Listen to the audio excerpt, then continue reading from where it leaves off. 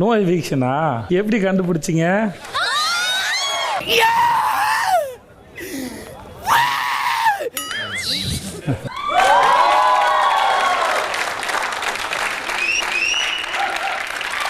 Sir நான் கிளம்புறேன்.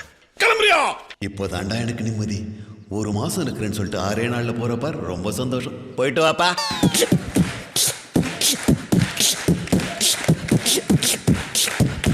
காலை உடைச்சு நீ திருந்தலையா? ஏய், இவன் அடிச்சும் பார்த்தாச்சு, அவுத்தும் பார்த்தாச்சு.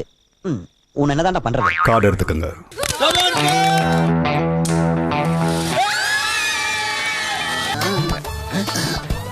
யாரா அவன்? என்னோட சப்வேல இருந்து வர்றது? இவன் எங்க இருந்து வர்றான்? இங்கதான் இந்த பிக் பாஸ் சீசன் 9 முதல் ஃபைனலிஸ்ட்.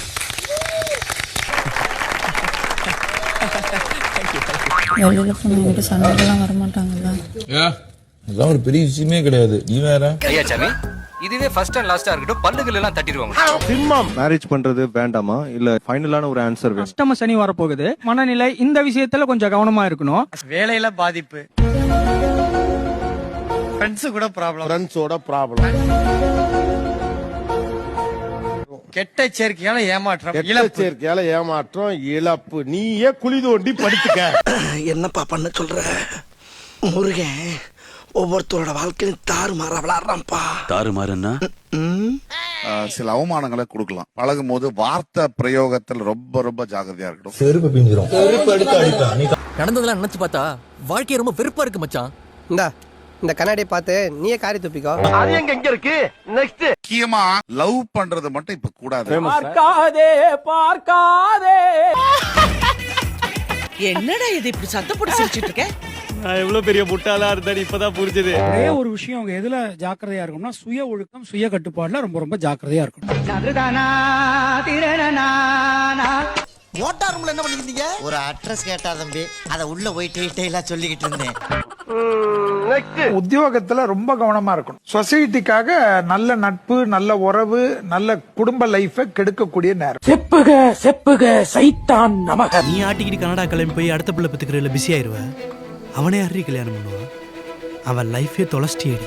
ஹலோ ஜாலி டெக்கிஸ் மக்களே, நேற்றுள்ள எபிசோட பார்க்கும்போது ஒன்றுமே இல்லை. ஆனால் நேற்றுள்ள எபிசோட ஓட்டணுமேனு ஓட்டுறாங்க. சுபிக்ஷா எவிக்ஷனை தவிர வேற எதுவுமே இல்லை.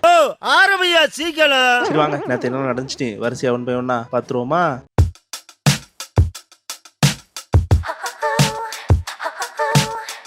ஃபர்ஸ்ட் இடத்துல வந்து விஜய் சேது சார் வந்து ஏதாவது டாஸ்க் ஆரம்பிச்சு விடுவோம். ஸோ அவங்களே வந்து ஏதாவது பேசிக்கிட்டு ஷோ ஓட்டிடலாம் அப்படின்னு நினச்சி என்ன ரெசல்யூஷன் எடுத்திருக்கீங்க அப்படின்னு அவங்கள்ட்ட கேட்க போகிறது இல்லை. நியூ ரெசல்யூஷன் பதிலாக இந்த வீட்டுக்குள்ள இருக்க 2 கண்டிஷன்ஸை சூஸ் பண்ணி அவங்க இதை மாற்றிக்கிட்ட நல்லா இருக்குமே அப்படின்னு சொல்லுங்க பார்ப்போம் அப்படின்னு கேட்டோன்னே எல்லாரும் வரிசையை சொன்னாங்க. அது வந்து ஒன்னும் பெருசா இல்லடா. அதில் சாண்ட்ரா மட்டும் எந்திரிச்சு, இந்த சபரிக்கு வந்து கல்யாணம் முடியாமல் இருக்கு, இந்த வருஷம் கல்யாணம் முடிஞ்சா நல்லா இருக்கும் அப்படின்னு அவங்களோட சந்தோஷத்தை கெடுக்குறீங்க நீங்க.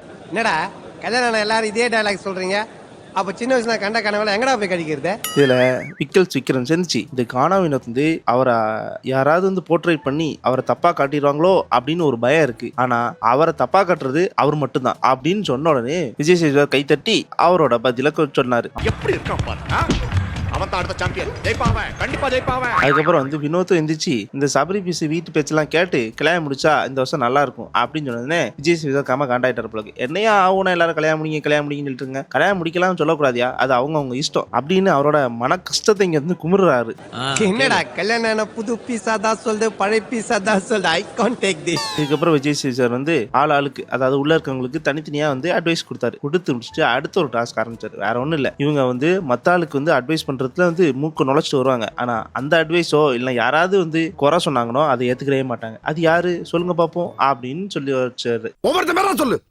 இதுல வந்து விக்ரம் எந்திரிச்சு இந்த திவ்யா பேரை சொல்லிட்டு, சார் இவங்களுக்கு நாங்க வந்து ஏதாவது பதில் சொல்லணும் அப்படின்னா அவங்க ஏத்துக்க மாட்டாங்க, அவங்க ஏதாவது குறை சொல்றாங்க அப்படின்னா நம்ம ஏத்துக்கணும் அப்படின்னு சொன்னாங்கன்னே திவ்யாவும் என்னையார அடிக்கிற அப்படின்னு நான் ஒன்னு அடிக்கிறேன்டா அதே பதில திருட்டு இங்க இருந்து சொல்ல ஆரம்பிச்சாங்க. சொன்னோடனே விக்ரமுக்கு என்ன பதில் சொல்ல தெரியாம நின்றுட்டு இருக்கான். இப்படியே மச நின்னுக்கிட்டா அப்படி சார்? மனுஷனுக்கு எவ்வளவு வேலை இருக்கு, ஏதாச்சும் ஒரு முடிவுக்கு வாங்க சார். அதுக்கப்புறம் வந்து அரோரா எந்திரிச்சு, சார் இந்த வினோத் வந்து ஒரு விஷயம் ஏதாவது சொல்லிட்டாரு, அதுல இருந்து தப்பிக்கிறக்காண்டி அதை பொய் சொல்லிட்டு கடந்து போயிடுறாரு சார் அப்படின்னு சொன்னதுக்கு எக்ஸாம்பிளோட சொல்லுமா அப்படிங்கிறதுக்கு, இல்ல சார் இந்த கில்லர் காயின் கிடைச்சது கூட விக்கில்ஸ்க்கு ஓட்டுவோம் அப்படின்னு சொல்லி பிளான் போட்டதே அவர் தான் சார். ஆனா கடைசியில விக்கில்ஸ்க்கு தெரிஞ்சு அதை கேட்கும் போது இல்ல உன் தங்கச்சி தான் அந்த பிளான் சொல்லிச்சு அப்படின்னு சொல்லி மாத்தி விட பாக்குறாரு சார். உடனே வினோத் எந்திரிச்சு, சார் பொய் சொல்றான் சார், அப்படிலாம் கிடையாது சார் அப்படின்னு சொல்றாரு. இதுக்கப்புறம் சுபிக்ஷா கிட்ட கேட்கும்போது ஆமா சார் அப்படின்னு சொல்லிட்டாரு. சொன்ன உடனே இப்போ வினோத் நீ இதுக்கு என்ன பதில் சொல்ல போற அப்படின்னு சொன்னதுக்கு அவர் வந்து ஸ்டார்ட் பண்ணி பேச ஆரம்பிக்கும் போது சுபிக்ஷா பீஸ் வந்து திரும்பி உள்ள வந்து சார் அப்படிலாம் இல்ல சார் அப்படின்னு உள்ள வந்துச்சா. இதை பார்த்த வினோத் வந்து அம்மா நீ பேசும்போது நான் அமைதியா இருந்தாலம்மா, நான் பேசும்போது நீ கொஞ்சம் அமைதியா இருமா அப்படின்னு பச்சை பிள்ளை தடவை கொடுக்குற மாதிரி பேசினாரா. இதை பார்த்த விஜய் சேதுபதி சாருக்கே சிரிப்பு வர ஆரம்பிச்சிருச்சு. ஆனா அந்த அரோரா பீஸ் ஏதாவது பேசும்போது எங்கேயாவது படிச்சதா இல்ல புக்கை பார்த்து ஏதாவது படிச்சுக்கலான்னு தெரியல, உட்காந்து தேவையில்லாத இங்கிலீஷ் வார்த்தை புது புது இங்கிலீஷ் வார்த்தையா கேட்க ஆரம்பிச்சாரு. இது நம்மளுக்கு மட்டும் தான் புரியல அப்படின்னு நம்ம யோசிச்சுட்டு இருக்கும்போது விஜய் சேதுபதி சாருக்கே வந்து இது பேர் கால வாரி விடுறதானே, இங்க என்ன த்ரோ இன்டு த பஸ் அப்படிலாம் சொல்றீங்க, அதெல்லாம் இங்க வந்து நான் கத்துக்கிட்டேன் அப்படின்னு ஓப்பனா சொல்லிட்டாரு.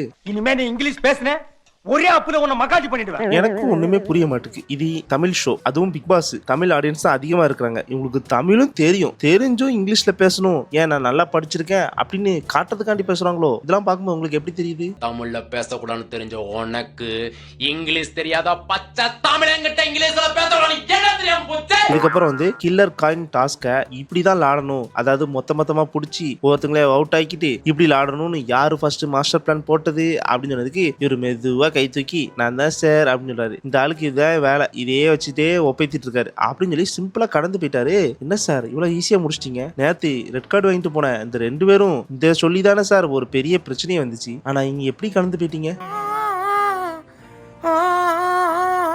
யார நம்பர்னே தெரியல தாசண்ணா. இதுக்கப்புறம் வந்து எதுக்கு நீ நாமினேஷன் பண்ணும்போது அந்த மாதிரி வார்த்தையை விட்ட திவ்யா மேல அப்படின்னு கேட்டதுக்கு இல்ல சார் அப்படின்னு உள்ள நடந்த மேட்டரை அதை திரும்ப உட்காந்து எக்ஸ்பிளேஷன் பண்ணாரு. இதை பார்த்த விஜய் சேதுபதி சார் வந்து அந்த வேர்டோட எக்ஸ்பிளேஷன் பண்ணி காட்டினதுக்கு அப்புறம் ஏன் அப்படி சொன்னேன்னு சொன்னதுக்கு இல்ல சார் நீங்க பேசுனது தப்பு அப்படின்னு சொன்னீங்கன்னா நான் மாத்திக்கிறேன் சார் அப்படின்னு சொல்றாரு. நான் தெரியாம கேக்குறேன், எதுவுமே நடக்காத மாதிரி ரியாக்ஷன் காட்டுற அந்த மூஞ்சி எங்கடா வாங்கின நீ?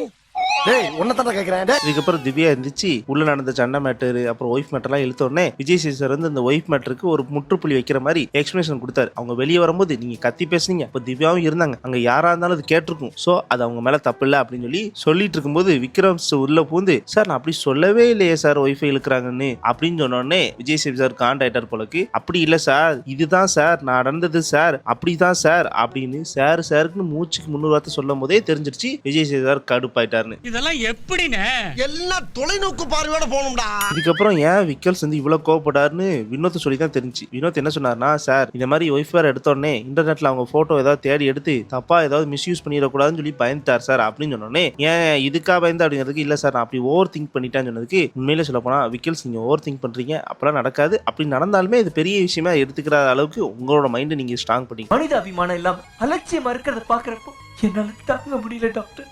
அழுக வரும், தலைவலி வரும், மயக்கம். இதுக்கப்புறம் விஜய் சேதுபதி சார் ஒரு எக்ஸ்பிளேஷன் கொடுத்தாரு. நீங்க வந்து பேகேஜ் நிறைய தூக்குறீங்க, அவங்க ஏதாவது தப்பு பண்ணிட்டாங்க இல்லை உங்ககிட்ட ஏதாவது வம்புழுத்தாங்கன்னா நீங்க அதை அப்படியே புடிச்சு வச்சுட்டு இதனாலதான் பண்ணிருப்பாங்கன்னு நீங்க வந்து ஓவர் திங்க் பண்றீங்க. அது மட்டும் இல்லாம நீங்க வந்து காலை இழுத்து விட்டீங்க அப்படின்னு நிறைய விஷயம் நீங்க பண்ணீங்கல்ல, ஸோ அவங்க பேக்கேஜ் தான் எப்படி இருக்கும், ஸோ அதனால பேக்கேஜை கீழே தூக்கி போடுங்க, நீங்க நல்லவங்களா மாறுங்க அப்படின்னு சொல்லி ஒரு அட்வைஸை போட்டு விட்டார். ஓ அதை இப்படி கூட சொல்லலாமா?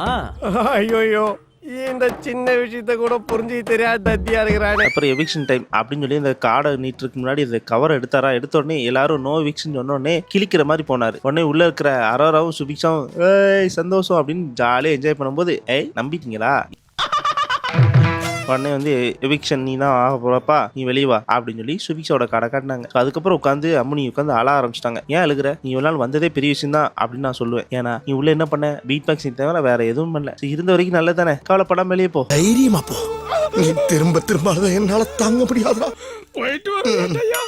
இதுக்கப்புறம் வினோத் வந்து ஒரு விஷயம் சொன்னாரு பாருங்க, 24 வயசு ஆகுது, ஆனா இவன் தம்பி எப்படியாவது செட்டில் பண்ணணும் அப்படின்னு இந்த பொண்ணு ஓடாத குறையா ஓடிட்டு இருக்கு, நீ நல்லவம்மா, நீ உன்னோட மைண்டுக்கு நீ எங்கேயோ போற அப்படின்னு அட்வைஸ் கொடுக்கும் போதுதான் தெரிஞ்சு என்ன ஞானம் இந்த சின்ன வயசுலயே அந்த ஔவையாருடைய அறிவு. இதுக்கப்புறம் வந்து பிக் பாஸ் உள்ள போந்து நீ நல்லவம்மா வெளியே போய் உன் லைஃப் நல்லா செட் பண்ணு அப்படி இப்படின்னு அட்வைஸ் கொடுத்து ஆளை வச்சு அனுப்ப பார்த்தாங்களா.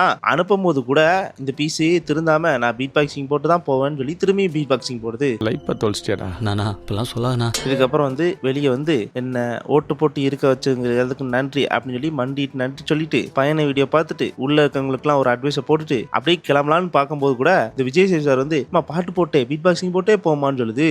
சத்தியமா நடக்கும்னு அதுக்கப்புறம் வந்து ஒரு டாஸ்க், நீங்க கார்டன் ஏரியால வந்து இந்த டிக்கெட் ஃபினாலே போர்டுக்கு முன்னாடி நில்லுங்க அப்படின்னு சொல்லிட்டு நிக்க சொன்னாங்க. அது எதுக்குன்னா அந்த அரோரா பீஸ் தான் ஃபைனலிஸ்ட் ஆகுதுல, ஃபர்ஸ்ட் ஃபைனலிஸ்ட். ஸோ அவங்களுக்கு டிக்கெட் ஃபினாலேயோட அந்த கார்டை கொடுக்குறக்காண்டி வந்தாங்க. ஸோ அப்பவும் பார்த்தா அந்த கதவை திறந்துட்டு உள்ள விஜய் சிபி சார் வந்துட்டாரு. ஐயோ எதிர்பார்க்கவே இல்லை, நான் சும்மா அஸ்திட்டாங்க. ஹலோ, இதுக்கு எப்படி ஆயிட்டா? இன்னும் இருக்கு. இதுக்கப்புறம் டிக்கெட்லாம் கொடுத்துட்டு வீட்டுக்குள்ள போயிட்டு ஏதாவது இன்ட்ரெஸ்டிங்கா பேசுவாருன்னு பார்த்தா இங்கேயும் ஒரு டாஸ்க் வைக்கிறார். ஏன்னா இன்னும் ஷோ முடியிருக்க ஒரு 10 நிமிஷம் தேவைப்படுது. ஸோ ஏதாவது கண்டென்ட் கொடுங்கப்பா, ஏதாவது பேசுங்கப்பா அப்படின்னு சொல்லிட்டு அங்க உட்காந்து ஏதாவது பேசிட்டு இருக்காரு. 10 நிமிஷம். அப்போ வரிசை எல்லாரும் பேசிட்டு இருந்தாங்க. அப்போ திவ்யா பக்கம் வரும்போது, எல்லாரும் நிக்கிறீங்களா, உங்களுக்கு ஓகே தானே, எல்லாம் உட்காந்துருமா அப்படின்னு நக்கல் அடிக்கிறாரு. ஏன்னா இந்த திவ்யா பீஸ் நிக்க சொன்னா, அதாவது பேச சொன்னா பேசிக்கிட்டே இருக்கும். ஸோ அதனால நக்கல் அடிச்சு பேசுறாராமா. எப்ப பார்த்தாலும் விளையாடுறான். ஆனா ஒண்ணு நோட் பண்ணீங்களா, இன்னைக்கு ஃபுல்லா வந்து சாண்ட்ரா பீஸ் சிரிச்சுக்கிட்டே இருக்கு. அதுவும் வந்து பல்ல இருந்து மூடவே மாட்டுக்கு, வாய் எப்ப பார்த்தாலும் ஓப்பன்ல இருக்கு. இதெல்லாம் பார்க்கும்போது இவங்க பிளான் போட்ட மாதிரி கம்முவையும் பார்வையும் அனுப்புனதை செலிப்ரேட் பண்றாங்களோ. சரி, ஓகே, நேற்று எபிசோட் அவ்வளோதான். உங்களுக்கு இந்த வீடியோ பிடிச்சிருந்தா பிடிக்கல எல்லாத்தையுமே கமெண்ட் பாக்ஸ் லீவ் பண்ணிட்டு போங்க. அது மட்டும் இல்லாமல் சுபிக்ஷா வெளியே போனது கரெக்டா இல்லை தப்பா அதையும் கமெண்ட் பாக்ஸ் லீவ் பண்ணிட்டு போங்க. நான் அடுத்த ஒரு நல்ல வீடியோவில் வர வரைக்கும் நான் தான் உங்க ஜாலி. பை.